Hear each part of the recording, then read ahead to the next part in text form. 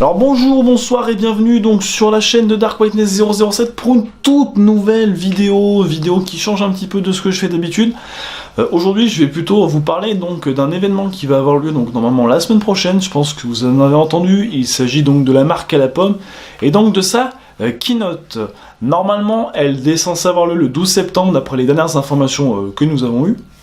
Et donc, pour ceux qui ne connaissent pas, donc la keynote d'Apple, c'est en fait l'endroit où la marque en fait présente ses produits chaque année.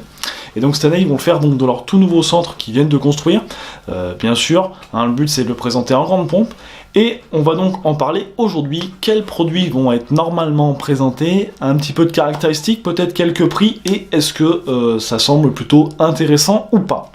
Alors il faut quand même savoir que depuis le succès de l'iPhone X, donc depuis l'année dernière, énormément de smartphones maintenant sortent avec des écrans avec encoche. Je ne déroge pas à la règle puisque j'ai aussi un téléphone avec un écran qui a une encoche, donc c'est le Huawei P20, pour ceux qui ne connaissent pas. Et donc forcément, de plus en plus, ça se démocratise et maintenant Apple a vraiment décidé de cibler ses smartphones sur ce type de caractéristiques-là, c'est-à-dire des écrans vraiment borderless, voilà, vraiment mettre en avant surtout le Face ID, ça c'est le plus important, tout le iOS 12 bien sûr, toutes les nouvelles fonctionnalités qui sont présentées et qui vont apporter certainement à ces produits encore plus de performance bien sûr. Donc Apple normalement devrait nous présenter cette année 3 nouveaux iPhones.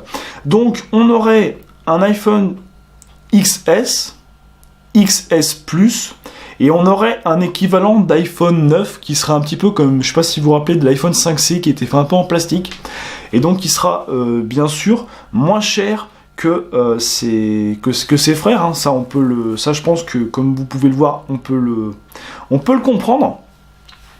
Et donc ça paraît quand même plutôt intéressant. Donc l'iPhone 9 donc, serait probablement équipé d'un écran LCD donc, de 6,1 pouces. Pourquoi un écran LCD ? Parce que c'est une technologie que Apple maîtrise très bien, qui est beaucoup moins onéreuse que la version OLED, et donc du coup ça permet forcément de faire baisser les coûts. Il serait probablement équipé donc, du même processeur que l'iPhone X. Pourquoi ? Bien évidemment pour faire baisser les coûts encore. Il n'en aurait ni plus ni moins quand même que avoir une RAM plutôt sympa, parce qu'on pense à une batterie à peu près donc, de 2700 mAh, potentiellement 3 Go de RAM. Alors comme on peut le dire, c'est vrai qu'on est loin du smartphone révolutionnaire chez Apple. Ce produit sera quand même intéressant parce qu'il devrait être à peu près aux alentours des 800 $ en moyenne pour la version avec le moins de mémoire. Et je pense que cet iPhone va directement aller concurrencer l'iPhone 8. C'est un petit peu, je pense, ce que cherche à faire Apple. En tout cas, à suivre et à voir si ce téléphone sera vraiment intéressant. Ensuite, il y aura 2 autres iPhones normalement qui vont être présentés, l'iPhone donc XS et XS Plus. Donc l'iPhone XS Plus, ça va être le modèle vraiment avec l'écran le plus grand. Donc normalement un écran quasiment de 6,5 pouces, qui est énorme pour un smartphone. C'est le plus grand écran, qu'Apple ait pu faire depuis qu'ils font des smartphones. L'iPhone XS sera un petit peu en dessous au niveau de la taille d'écran. Ils auront exactement la même puce, donc la puce A12, la toute dernière puce proposée par Apple, qui est donc quand même plutôt correcte.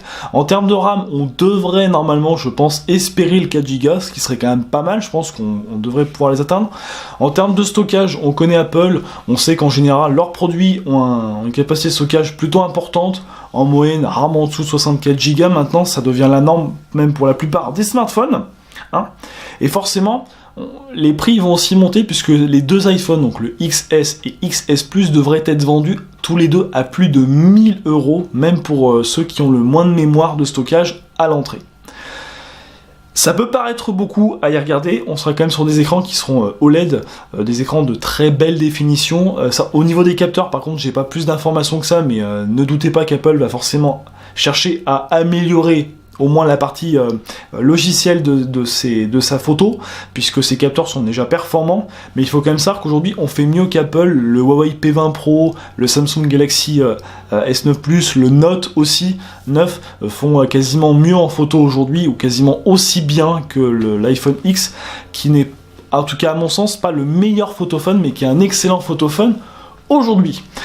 On a parlé des smartphones, mais Apple ne va pas présenter que des smartphones. Il risque de présenter donc la 4e génération d'Apple Watch, Qu'est-ce que c'est la gamme Watch chez Apple? Bah, c'est la gamme tout simplement de leurs montres connectées, des montres qui coûtent souvent très cher. J'ai pas plus de caractéristiques sur ce que devrait proposer la montre en question, mais ça devrait quand même un petit peu vous donner un ordre d'idée, si vous voulez. Et après, à voir par la suite, hein, on sait qu'elles sont de plus en plus utilisées, ça a beaucoup de succès, ça fonctionne plutôt bien. Voilà. Forcément, ils vont certainement présenter aussi leur nouvelle version de l'iOS, ce qui est normal, hein, pour en parler toujours, plus de sécurité, tout ça. Et je pense que ça va être une keynote très intéressante, en tout cas moi je la suivrai, et bien sûr je vous ferai après une vidéo où on débattra un petit peu ensemble des produits qui sont sortis. Est-ce que je trouve que ce sont ou pas de bonnes affaires? Est-ce qu'Apple surtout va ou non sur le bon chemin? Je ne suis pas un pro Apple, je tiens à le dire, j'ai eu un iPhone 6S donc je sais ce que c'est un iPhone, c'est pour ça que j'en parle. Ce sont des bons produits, plutôt qualitatifs, par contre il y a souvent toujours ce problème avec Apple, c'est d'être un peu fermé par rapport à la liberté des utilisateurs, et surtout un prix qui est parfois un peu trop élevé selon moi, mais rassurez-vous, les autres marques maintenant font exactement la même chose, hein, proposent de plus en plus de téléphones à plus de 1000 €, hein, donc on peut pas leur en vouloir. En tout cas, voilà, c'était une petite vidéo présentation donc de cette prochaine keynote. Donc je rappelle qu'il y aura normalement lieu donc le 12 septembre dans la fin d'après-midi. Donc n'hésitez pas en tout cas à aller voir, il y aura plein de chaînes certainement qui vont diffuser comme Top 4 Fun et bien d'autres qui vont proposer certainement cette keynote, en tout cas la présenter je pense. Et donc en tout cas j'espère qu'elle vous plaira, et surtout je vous dis à la prochaine pour une toute nouvelle vidéo sur la chaîne. C'était Dark Whiteness 007, je vous rappelle le plus important, sortez couverts, et surtout choisissez votre team, Apple ou Android. Ciao.